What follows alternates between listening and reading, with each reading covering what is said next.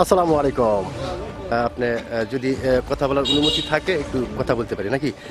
ওকে, আপনার কাছ থেকে একটি বিষয় জানতে চাচ্ছি, সেটা হলো যে আগামী 13 তারিখে আওয়ামী লীগের পক্ষ থেকে সারা দেশে শাটডাউন ঘোষণা করা হয়েছে এবং আমরা যতটুকু জানতে পেরেছি যে সেই 13 তারিখে আন্তর্জাতিক ট্রাইব্যুনাল থেকে শেখ হাসিনার রায় ঘোষণা করার কথা রয়েছে।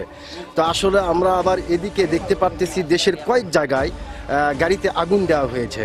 তো সেই ক্ষেত্রে আপনার কাছ থেকে একটি বিষয় জানতে চাচ্ছি যে আসলে 13 তারিখে কি হতে চলেছে, কি হতে পারে? আগুন তো দেশের কোনো জায়গা দেওয়া হয়নি। আগুন ওরা নিজে নিজে লাগছে, কাত গ্যাসের থেকে কাত পেট্রোল দিয়ে আগুন কেউ দেয়নি দেশের। অর্থাৎ অশান্তিময় বিদেশ তো লাভ নেই। কিন্তু 13 তারিখে ফাঁসি রায় হবে হাসিনার, এটা ঠিক আছে। হাসিনার যে কর্মী মাঠে নামবে ওই কর্মীরও ফাঁসি রায়, এটা কোনো বিকল্প নাই। দেশের যারা করেছে যা ঘটাচ্ছে 5 তারিখে এরই ব্যক্তিগত সবাইকে ফাঁসি রায় আনা আর এই রায় মানা নিতেও হবে। 13 তারিখে নামলে স্কুল হোক, মানুষ হোক, প্রতিষ্ঠান যেখানেই হোক, এই কর্মী সেখান থেকে গ্রেপ্তার হবে। কোনো লাভ হবে না 13 তারিখে নামা, কোনো আন্দোলন করেও লাভ হবে না। কারণ দেশটা তারা তো অনেক ক্ষয়ক্ষতি করেছে, তারা আবার কেমনি দেশ চাই সন্ত্রাসী মোকাবিলা করার জন্য। এর জন্য আমরা বিএনপির প্রস্তুতি, জামাত প্রস্তুতি, এনসিপি প্রস্তুতি, সব করার প্রস্তুতি আছে এদেরকে গ্রেপ্তার করার জন্য। আর প্রতিহত করবেন। আগুন যারা দিচ্ছে আগুন কোনো পার্টি দেয়নি, এখানে আগুন এমনিতেই সিনজিতে গ্যাস থেকে লাগিয়েছে, কেউ কোথাও আগুন দেয়নি। নাশকতা হয়নি দেশ, কারণ ইউনূসের শাসন ভালো চলতেছে, নাশকতা হয়নি, হবে কেন?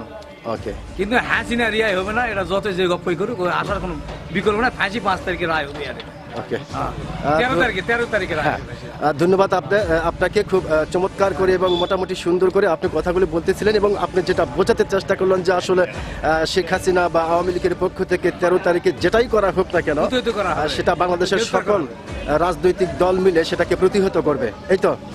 ওকে, যেহেতু খুব সুন্দর করে আপনি কথাগুলি বলতেছিলেন, সেক্ষেত্রে আরেকটি বিষয় আপনার কাছ থেকে জানতে চাচ্ছি। বিষয়টি হচ্ছে যে অবশ্যই তো সামনে একটা নির্বাচন আমরা দেখতে পাচ্ছি।